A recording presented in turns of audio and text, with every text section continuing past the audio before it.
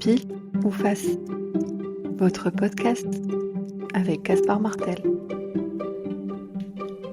Bonjour à tous et ravi de vous retrouver pour ce 4e et dernier épisode de notre série consacrée à la guerre entre la Russie et l'Ukraine.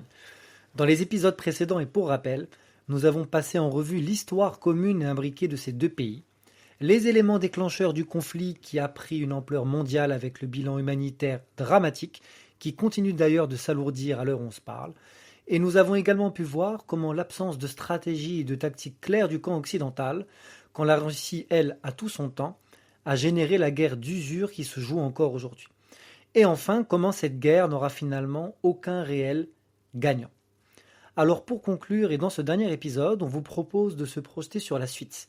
Que se passera-t-il une fois la paix signée ? Alors sans être exhaustif, évidemment, car c'est impossible, on tentera d'apporter un éclairage sur 3 questions majeures. La première question, c'est qu'est-ce que cette guerre va changer durablement aux équilibres d'avant-guerre ?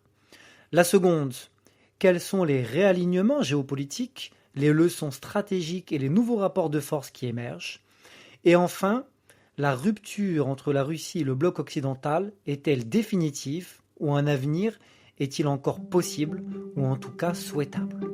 Alors menons l'enquête. Très clairement, on assiste aujourd'hui au déclin du monde unipolaire. En effet, depuis la chute de l'URSS en 1991, les États-Unis apparaissaient comme l'hyperpuissance dominante. Mais la guerre en Ukraine a révélé cette fatigue occidentale et surtout a accéléré la fin d'un ordre unipolaire fondé sur l'hégémonie américaine, qui certes était déjà enclenchée avant cette guerre, mais cette guerre l'a grandement accélérée. En effet, des puissances d'équilibre et d'indépendance s'affirment, comme la Chine, l'Inde, la Turquie ou encore l'Arabie saoudite. Et par ailleurs, globalement, la diplomatie des États émergents s'affirme également, moins soumise aux diktats occidentales et soutenue par ailleurs par les grandes puissances du Sud. Et tout cela se matérialise tout simplement par l'organisation des BRICS, qui s'élargit de mois en mois et qui a pour ambition de lancer des projets communs, comme par exemple créer un réseau alternatif loin du SWIFT américain, devenu un véritable outil de rétorsion transfrontalier, et plus globalement par des projets de coopération économique pour le moment et pourquoi pas militaire demain. Enfin, autre élément qui matérialise ce shift, c'est que le Sud global rejette de plus en plus les injonctions américaines et européennes, quand avant il y avait un alignement quasi automatique, d'ailleurs très souvent contraint. Alors la conséquence, c'est que du coup l'ordre unipolaire né d'après la guerre froide, dominé par les États-Unis, est comme vous pouvez le constater en déclin. Et à sa place émerge un monde multipolaire, fragmenté, régionalisé, où plusieurs puissances comme la Chine, l'Inde, la Russie, la Turquie, le Brésil ou encore l'Iran revendiquent leur modèle et pour certains leur volonté même d'expansion territoriale. Alors ce monde multipolaire qui s'ouvre justement présente un certain nombre d'atouts et également un certain nombre d'inconvénients. Tout d'abord, côté atouts, cela permettra une meilleure représentativité des puissances émergentes dans les différentes organisations internationales et cela permettra de limiter au passage l'hégémonie des Américains qui, vous l'aurez compris, servent généralement leurs intérêts d'abord. Par ailleurs, cela permettra également de favoriser de nouveaux équilibres régionaux avec des coopérations beaucoup plus équilibrées qu'à l'heure actuelle. Mais ce monde multipolaire comporte aussi certains risques. En effet, compte tenu de cette fragmentation, nous allons assister en fait à une absence de règles du jeu en commun où chaque groupe définira ses propres standards, rendant les coopérations globales de plus en plus complexes. Également, on va assister en fait à une compétition exacerbée, où chacun voudra être à la table et avoir sa part du gâteau, ce qui engendrera de nouvelles tensions. Aujourd'hui, certains se retiennent, demain ce sera peut-être moins le cas, comme en témoignent les récents événements entre le Pakistan et l'Inde, ou demain sans doute entre la Chine et Taïwan. En somme, cette multipolarité n'est pas un gage d'ordre. Quand le capitaine s'en va, rien ne va plus. En effet, on peut critiquer le capitaine en place, certes, et je ne suis pas en reste, vous l'aurez compris, très critique à l'égard des Américains. Mais l'alternative n'est pas forcément plus rassurante, et comme le dit l'adage, on sait ce qu'on quitte, jamais ce qu'on trouve. Parlons maintenant de l'Europe. En effet, cette guerre a révélé l'ambiguïté stratégique de l'Europe et sa faiblesse tactique. D'un côté, un soutien fort à l'Ukraine, mais incapable de l'aider suffisamment pour l'emporter, et surtout incapable d'avoir une pensée stratégique indépendante des Américains. Par ailleurs, l'Allemagne a réinventé sa doctrine militaire et se réarme massivement alors qu'elle était censée ne jamais se réarmer suite à la Seconde Guerre mondiale. La France, elle, parle d'autonomie militaire stratégique européenne, mais cela prendra au moins 15 ans à construire et entre-temps la dépendance aux États-Unis et à l'OTAN restera donc la norme. Enfin, les Italiens, eux, ne jurent que par les Américains, tandis que la Hongrie, elle, refuse de s'aligner sur la ligne anti-russe imposée au sein de l'Union européenne. Voilà, en gros, et les conséquences de ça, c'est que l'Union européenne a certes affiché une solidarité politique et diplomatique dans ce conflit, mais elle reste dramatiquement faible sur les plans stratégiques et tactiques. Elle agit, elle finance, mais elle subit. Enfin, elle agit, c'est un peu fort, je dirais, elle gigote. Mais en tout cas, elle ne décide de rien. L'UE n'a ni stratégie de sortie de crise, ni réelle capacité d'influence autonome. Elle suit en fait le tempo imposé par d'autres, en l'occurrence les Américains, sans jamais imposer le sien. La preuve ultime, c'est cette marginalisation absolument catastrophique dans le cadre des négociations de paix qui ont cours actuellement en Turquie et où l'Europe n'est même pas conviée. Une humiliation silencieuse qui en dit long. Et donc ce conflit est en fait un révélateur. L'Europe, malgré son poids économique et monétaire, n'est pas une puissance politique et elle ne l'a jamais été. Elle reste en fait une union économique et monétaire, mais certainement pas une entité politique uniforme et autonome. Et tant que cette faiblesse perdurera, et c'est ce qu'on peut tirer en fait de cette guerre, l'Europe continuera d'être spectatrice des grands tournants du monde. Et cette guerre nous apprend donc que l'heure de la refonte a certainement sonné et que celle-ci devrait s'opérer dans les prochaines années ou les prochaines décennies. Alors maintenant, que dit cette guerre de la guerre justement ? Qu'en est-il des guerres de demain et quelle est en fait la nouvelle grammaire de la guerre ?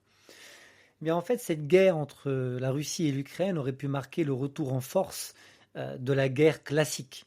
Vous savez, ces guerres où on met des chars, des militaires, qu'on dote de fusils d'assaut, et on a en fait les deux parties qui se font la guerre comme ça pendant plusieurs années.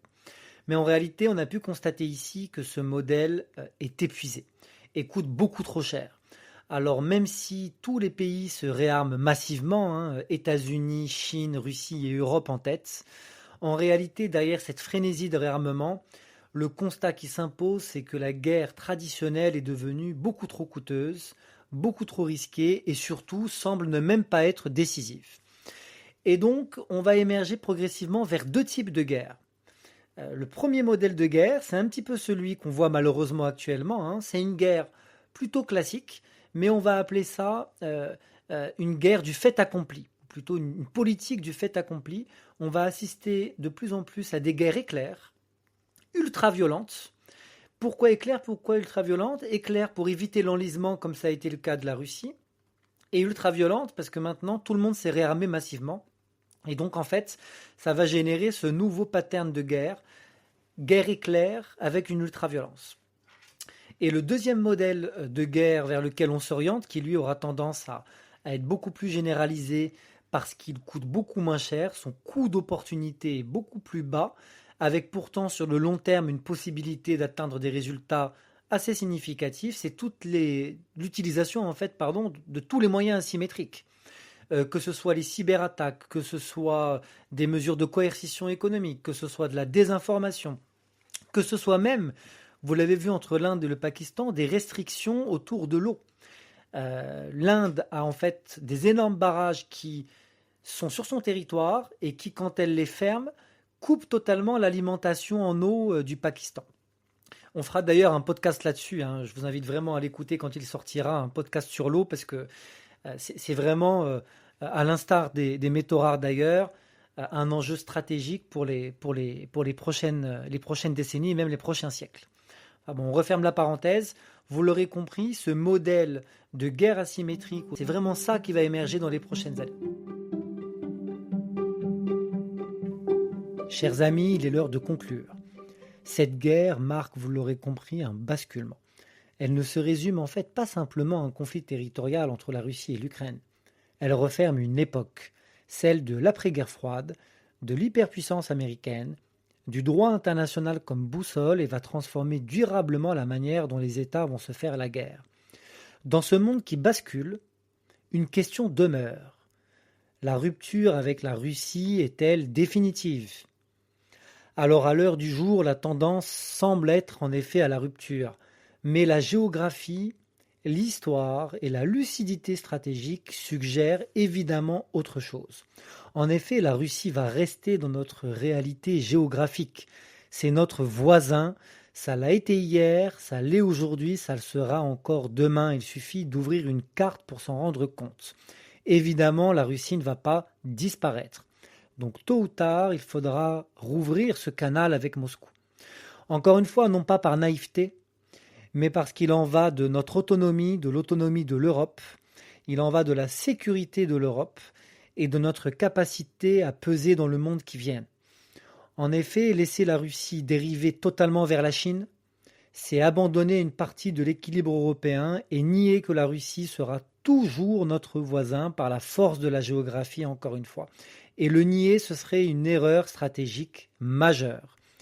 Par ailleurs, une Russie qui se sent en sécurité est notre meilleur gage de sécurité à nous.